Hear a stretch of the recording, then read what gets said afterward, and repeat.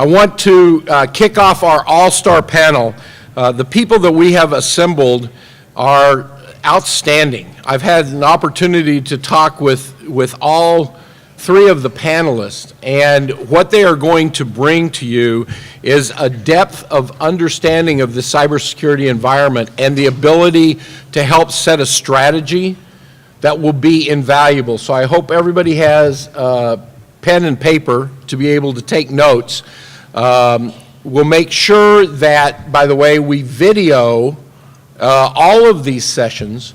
So 2 weeks after the forum, everybody that attended will get links to the videos, so any sessions you weren't able to attend or sessions that you want to review, you'll be able to go back and revisit, okay? So, without any further ado, I want to re-invite one of the executive sponsors, Raj Patel, the CISO from Palo Alto, back up to the stage. He's going to kick off this expert panel process, so without any further ado, Raj Patel.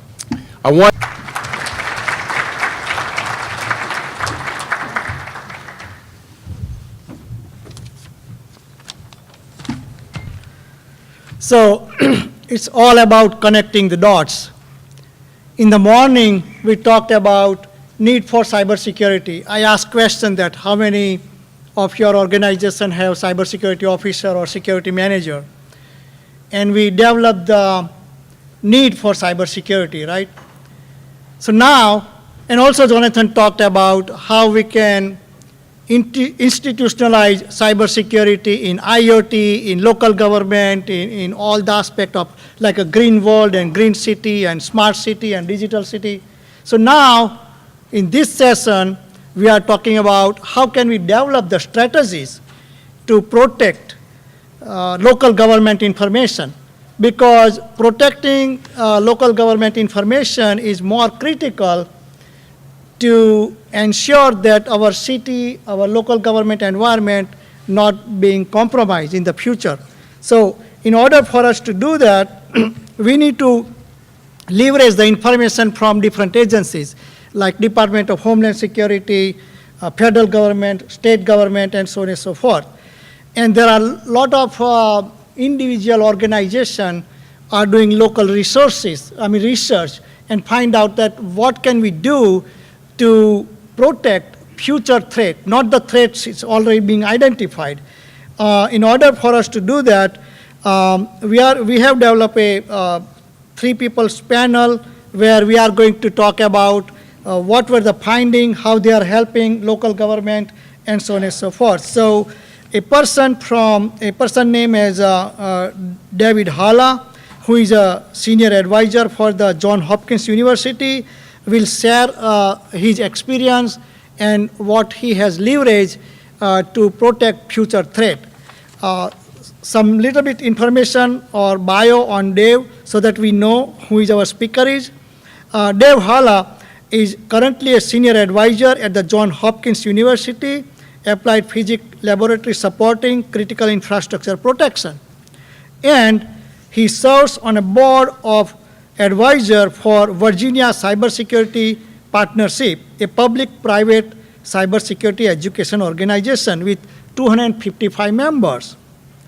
Following his retirement as his career officer in military, he served as a chief operation for Electricity ISAC, which create their security operations center and provide cyber protection and threat protection for about 4,500 entities.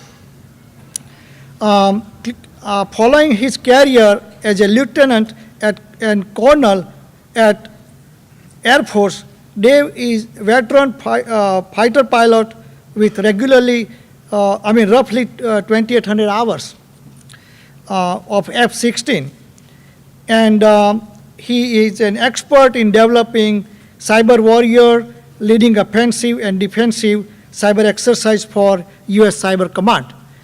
With that, please join me inviting Dave Halla as a speaker over here.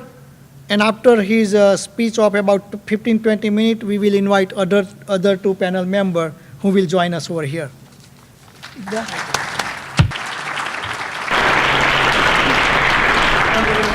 So when I go into this, I'm going to give you a top-down approach on what makes the cyber ecosystem. And this is based on a lot of the things we did. So at Cyber Command, there was a certain exercise we called Cyber Guard that I was put in charge of when I was brought in. The reason I was brought in because they were trying to take these cyber warriors, which were communications folks and intelligence officers or intelligence specialists that were always in support roles. And now we're going to try to take them and try to make them war fighters in the combat arena on the offense and the defensive side when it came to cyber. So one of the determinants that was made is to use the red flag model. So they're out there looking for an operator, at least a flying person, who had some IT background, and I just happened to be one of those that was, when I was teaching, I was an FSC instructor pilot down in Arizona, and I was actually doing CIO duties for the 162nd Fighter Wing for 1,000 different people with the 5 fighter squadrons that we had down there that we did with training. So I came on in and ran the first exercise, which was 75 people, and then I was put in charge of it. It did not have, and where the whole concept came from was General Alexander at the time asked the one question: if a massive cyber attack happened on critical infrastructure in the United States, what would it look like and how would we respond? And that's where Cyber Guard was born. I kept developing that exercise, and the last exercise before my retirement in 2015, I grew it from 75 people on keyboard to 1,500 on keyboard, including the 3 different agencies, 19 different states, including some EOCs working in the background, and we had 8 private sector companies also participating in that exercise, working on keyboard. So, and it's still going to this day, what they're trying to do. So the first thing I want to show you is the top-down approach on what a national cyber incident response, the communication and coordination lines of a national event, and the definition of something national is basically when you exceed the capacity of DHS. And so if you would, first slide for me, next slide. So, if you're on the military side, this actually makes a lot of sense. That's the way we put it together. But the bottom left corner is where you're looking at. That's where the actual incident has happened. And in this case, everything that we looked at was looking at a cyber physical event that would happen to critical infrastructure. On the first exercise that we brought DHS to, which was Cyber Guard 13, it was actually a little bit humorous.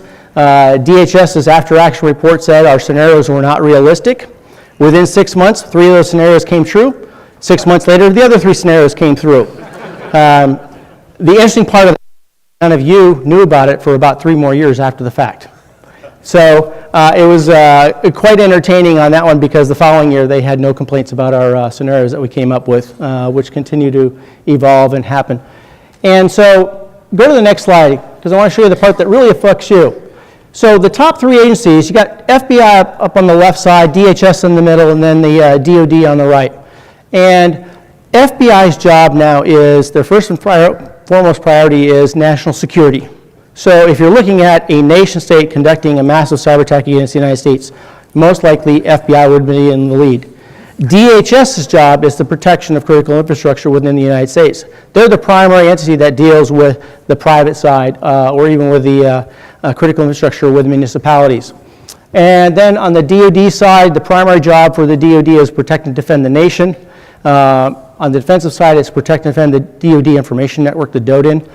Defend the nation role is if we're being attacked by someone else, the DoD will take forces and bring the battle to them on the cyber world. Where we look at in the middle part where we have DISCA, that stands for Defense Support Civil Authorities.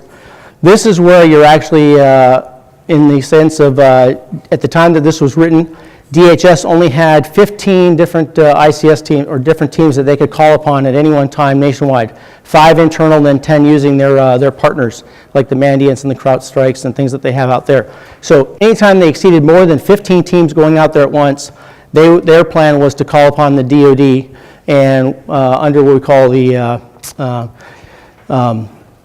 we have different, it's the Stafford is with the state, and I'm just going blank at the moment on what that, the Economy Act request. They would do an Economy Act request through FEMA over to the DoD. The DoD would provide teams, and they would be coming and operating under DHS authority within the state. These are all things that have developed as a result of Katrina with all these processes. And the reason what we brought in the cyber part was we tried to say that, and initially I had a lot of fighting within the Pentagon against the concept that we had on there until I finally put it this way. If I do a cyber attack against a dam, that's not your emergency.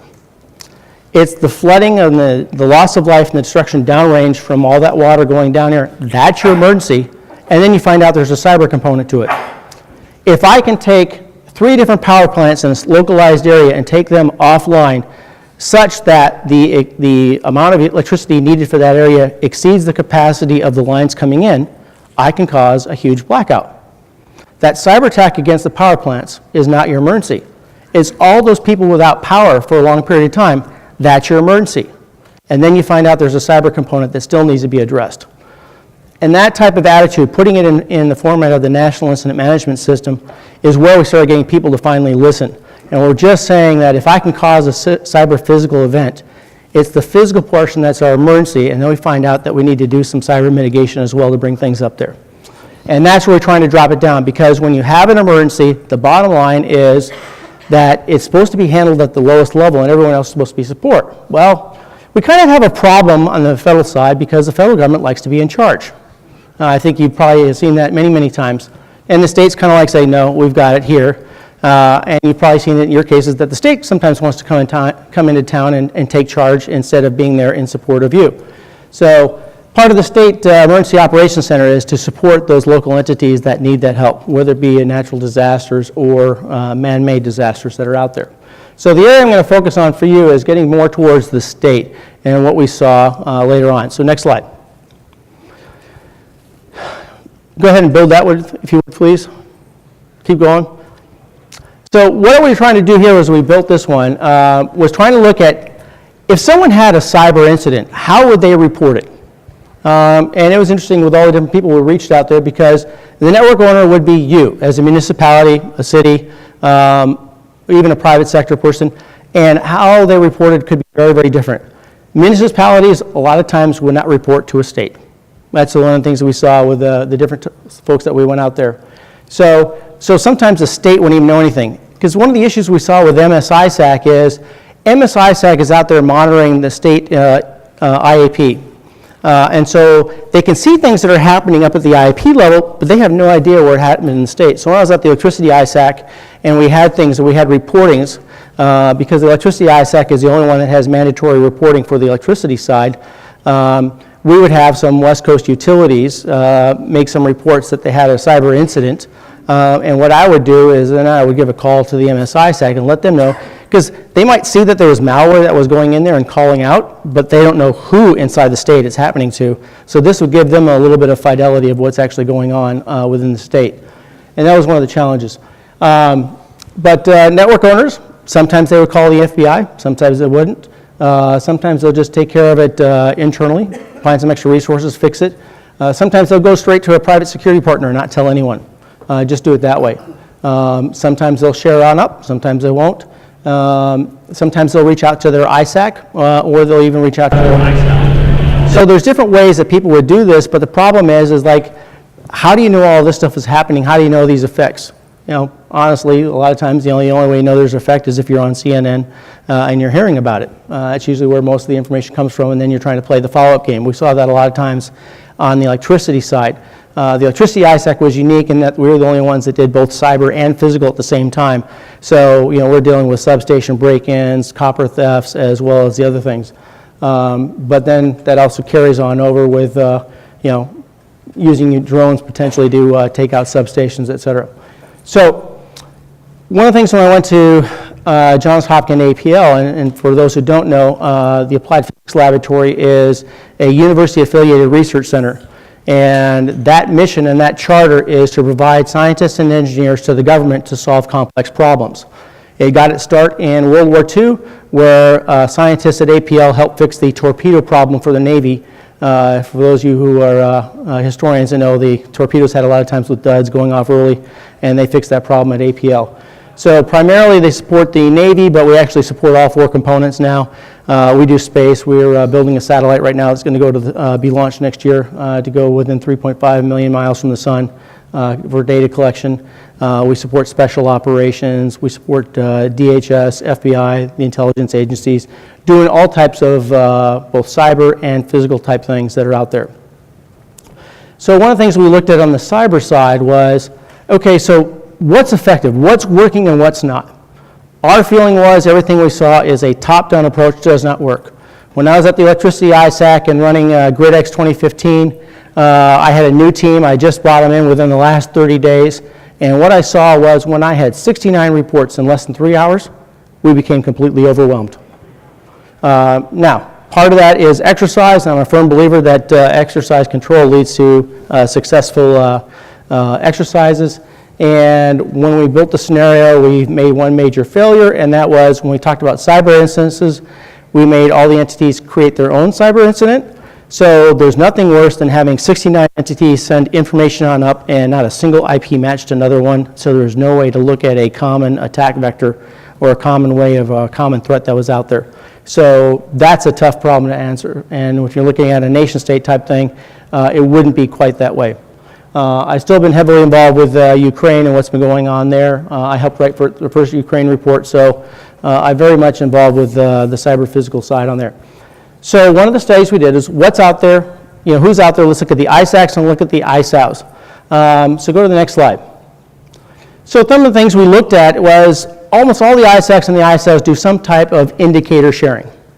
Okay, that's great. But is that meeting it has?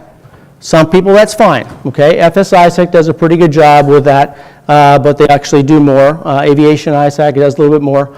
And what we saw was from the SOC standpoint, from that analyst, yes, they like the indicators. But where's the other need? One of the big things we saw was CIOs and CISOs have a different type of information need than the analyst. Are you meeting that need? I mean, one of the biggest things we saw were lessons learned where you have effective information sharing is when you bring CISOs and CIOs together so they can talk, and someone will say, hey, I'm looking at one of these three different security projects for my network. Has anyone had any experience with any of these three? And then you get that the lessons learned from someone else saying, well, yeah, actually, we actually just evaluated both of those. This is the one we selected. This is why. Here's the issues we had with installing it. And that type of lesson learned information sharing is extremely beneficial because instead of trying to recreate the wheel on your part, this shared information can do two things for you. One, it can accelerate learning, which is a process, and increase experience, which is a commodity. And that's beneficial to all of you. So this crowdsourcing is probably one of the most effective things that we've seen out there for the sharing of information. The same thing with lessons learned, best practices, and TTPs. We have lots of security vendors selling you all these nice, neat, and shiny products out there. And yet we've seen through history that 60% of the OT environment, the issues that are out there, 60% are due to configuration management, not having the right configurations, just putting it out there and it lets it work, without understanding that, hey, a lot of these systems are designed to be interoperable, to last 25 years, and if you just happen to be using Modbus protocol for your environment, why are you going to let it also talk to all these other protocols that are out there? Because you can actually shut them down in the firmware. And a lot of people aren't doing that. And so what we saw in the first Ukraine attack, which is completely significantly different than the second Ukraine attack, in the first attack, all they went in there is once they got in there, yes, they did a couple firmware upgrades to some of the devices, but on the AVB 560 Ethernet to serial devices, that happened to have a Windows daughter card for all those devices so it could talk for the Ethernet to serial. And so on that VM, all they did was did the kill disk against that VM and totally took out the device. And those cards are no longer made. And that's what disabled everything on that side. So really, it was an IT attack against an OT system. And it worked by the way it was set up. Now, the second attack that we just saw this last December, it's a different story. It's an ABB microSCADA system, which is a 6-digit system. And in this case, they did multiple attacks and actually starting to use SCADA protocols to cause that type of attack. And, you know, because of the world I work in on one side and the other, I always have to reference to open source materials. And so when I reference that one, I will say that being a 6-digit type thing, you would have to have a laboratory environment to practice and make sure that that attack would actually work. So hackers normally don't have, you know, that type of money to go and create a laboratory environment for a 6-digit system to do something like that. So you can figure out from your own who might be responsible for something like that. But again, except for that particular attack, Everything leading up to it was the same way as far as what they did. Spear phishing with an email, lateral movement through the network, getting control of the domain controller. Get control of the domain controller, it's game over, especially with your OT systems. And it's the same thing over and over and over again. So the next thing we looked at on all that shared is workforce development. So we have two issues in workforce development. Everyone says they don't have enough people. So what are we doing to try to build future development? Because if we're not doing anything for future development, this is a problem that is not going to be solved anytime in the next generation. So, and then also in this environment, one of the things that we saw was there's a lack of current workforce development. And what I mean by that is, you look in this environment, anytime you do a Windows patch, you're kind of changing the environment. This is the only domain, it's the most unique domain of all the 5 domains that the military looks at. And the reason why this one is unique, because all the other domains have some type of geographic limit. There's boundaries to it. And this domain is the only man-made domain that's out there. So there's only 2 things that limit the cyber domain. Physics, as far as when it comes to electronics and electricity and how it can move, and man's imagination. So I just was at an operator summit conference, offensive operator summit conference, and I said, you know, I was trying to explain the concept to one of the offensive operators, and I said, there is nothing preventing the development of putting on a VR glass and some hands, and instead of being on the command line doing some scripting and things like that, that you can start doing what the Iron Man sequence is, and having your fingers and doing all this, doing a cyber attack using your hands, looking through a heads-up display on there. I said, you can create whatever you want. And that's exactly what happens in this environment. It can change overnight just by someone introducing a new tool, a new idea, or a new concept. And you look at just the iPhone itself. I talked about that one when I give cyber threat discussions on that because honestly, here's the good one. On the physical side, we're really good about teaching our children, you know, hey, don't take candy from strangers, don't talk to strangers, look both ways before you cross the street. But how many of you ever thought to tell your kids, hey, don't take naked pictures of yourself and text it to your friends? Yeah, there's a couple, but most of us never grew up in that environment, so it didn't even dawn on us. And so now we're dealing with it after the fact. So that's what I'm saying is it's with new technology, things change. We necessarily don't keep up with what's happening out there. So in this environment, it's a constant learning process. In the hacking world, they say it's a journey. You're constantly changing, you're constantly learning. You can't just be an expert at everything. You can be an expert in one thing, or you can be a generalist in everything. And there's no end to this journey. Well, as a defender, the same thing applies. We just don't think of it that way. So you always have to be catching up on new techniques and everything. If you try to defend against everything, you're not going to defend against anything. So we often say is, you know, what's your cyber key terrain? What are those points that you have to focus on most first? Because the bottom line is, if they want to hack you, if they really are determined to hack you, they can. How many of you know that 10 months prior to the Ukraine attack, that up in the state of Washington, a National Guard team working with a public utility using just Kali Linux, they were working with the utility. There's a trusted agent insider on the inside. How many of you know that they were able to basically do the entire Ukraine attack in less than 24 hours? Okay, so there's some information shared. From the time they sent the 5 emails, which they got 4 clicks on, to the time they were actually on network was 22 minutes. They're doing an 8 to 5 shift. This particular entity actually had a laboratory environment where they had a complete mock-up of their water treatment and their power generation. And from the time they had network access to the time that they were on the HMIs for both power generation and water treatment was 24 hours. So when you have skilled operators, they can get in, and they work as a team, they can get in real fast. And this group was actually very good defenders. They just didn't expect this.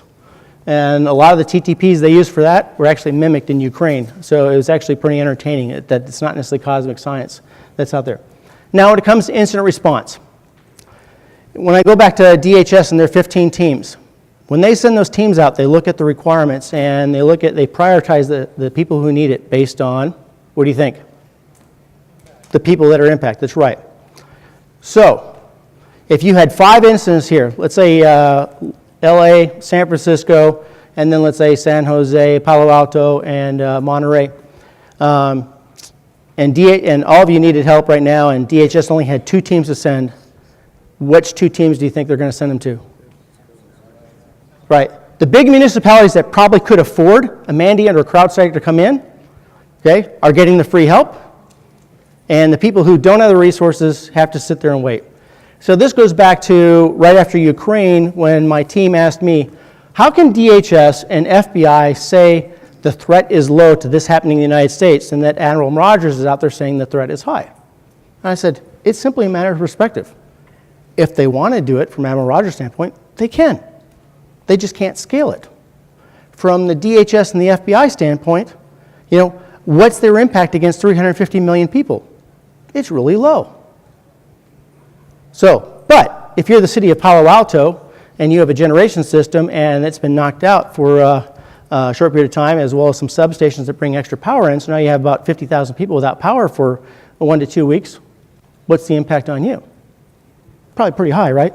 You're pretty concerned about that. So when it comes to incident response, how do you support the small guys that can't afford it on their own? And so one of the things we looked at was MSISAC can call up and they can do remote work. DHS has a small number of teams that are going to go out there.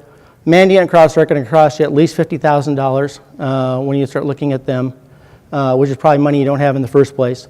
So is there any other way to get instant response? And that's where we started bringing in the National Guard. When we started the exercise, the state of Washington was the only state that actually had the National Guard actually written into their Annex G for cyber incident response, that they would provide cyber professionals to go and help mitigate and do incident response with public utilities, including the ports in the state of Washington, and they have quarterly exercise for that. Other states have been looking at that, and that's what we're trying to look at, is bringing it down to that lowest level. So several other states have started doing that and building that in there as a way to help the state itself. But are there any other examples out there? And so we looked. We actually, when we go through our whole process on the different ISACs and ISAOs, we actually had one more standout, what I'll talk about here in a second. But the other key thing is trust. If you share information to someone that you were hacked, and it shows up on CNN, what's your trust information with the person you just shared it with? Probably pretty low, right? So one of the issues is being able to share this information and know it's not going to be compromised. You've got the utility side, they have regulations for sharing. The financial side has regulations, although they've actually been given some waivers that if they share with the FSISAC, that's okay. It doesn't fall under any regulation stuff. We've now got a bunch of cyber information protection for some of that stuff. But that was one of the things is, but how do you take that first step? How do you get out there and trust someone? And that's one of the key characteristics for building that. I can tell you with 4,500 entities, we don't have that type of trust at the electricity ISAC. You might trust a certain individual at the ISAC, but as an ISAC as a whole, you won't necessarily have that trust because you're not dealing with that individual. So this goes back to the localized level, that if I know you and you and you, and we have time of operationship, I'm willing, whether we are competitors or not, but if we're willing to just have that trust, and we're to share, hey, I saw this, have you seen this? This is what just happened to us. How would you deal with it? And you start sharing it that way, we can have that internal trust. So we sometimes call it the bro network, and the bro network is still alive and well. It's kind of hard to put the bro sys network in there, but it's there. But the bro network is the people you know, the people you can trust, and share information, and it's amazing how much more stuff gets done using the bro network than through official formalized processes. But it's that trust that's out there that really generates that. So we looked at a whole bunch of different ISACs and ISAOs, and we had 6 finalists that we kind of pared on down. But there was only one that did operational information sharing, but also did information sharing to keep CISOs and CIOs up to date on what the threats were, brought in the public and private sector in a unique way. Because a lot of times the private sector looks at the public sector and say, well, I don't do anything with you. Why should I have a relationship with you? Until it's explained in a sense was, well, if the water treatment plant goes down and your sewer's backing up, you're not going to have your people coming into work. If power generation goes out, it doesn't matter if you don't deal with the city, you just don't have power. How are you going to operate now? And so trying to get people to understand on the private side that, you have some critical dependencies on, the public sector. So maybe it's in your best interest to work with them a little bit more on some of that information sharing and partner with them on some of these areas. Because in the great scheme of things, we all are one when it comes to the cyber domain. But then, and then the current workforce development, do you have any type of training programs? And what I mean by training programs is not just education, but actually skill development. What are you doing there? We actually only found one organization that actually focused on skill development instead of just, lectures and actually that type of training.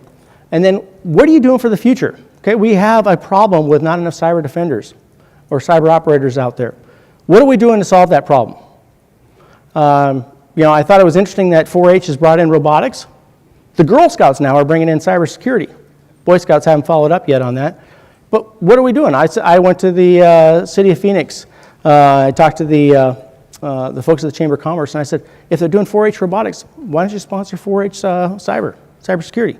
Bring that in there. Start taking these young kids and start introducing them to cyber early and what they can do. Because they're the ones that don't have that restricted imagination. They can just come up with all types of things out there. So what are you doing for that, and how is that feeding into your current workforce that are part of it? And then, incident response. If you have a problem and you don't have the people to do it, do you have someone you can call that's willing to provide some expertise? Because as I said, cybersecurity is a journey, just like hacking is. And if you're really good at Windows, you're probably not really good at Unix. And if you're really good at Unix, you're probably not really good at Windows. Depends on what your operating system is. I decided when I went to APL to start using a Mac for the first time.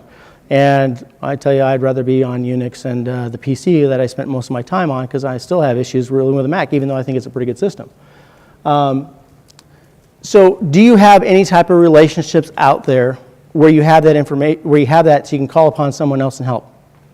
And finally, that trust, which was the key component.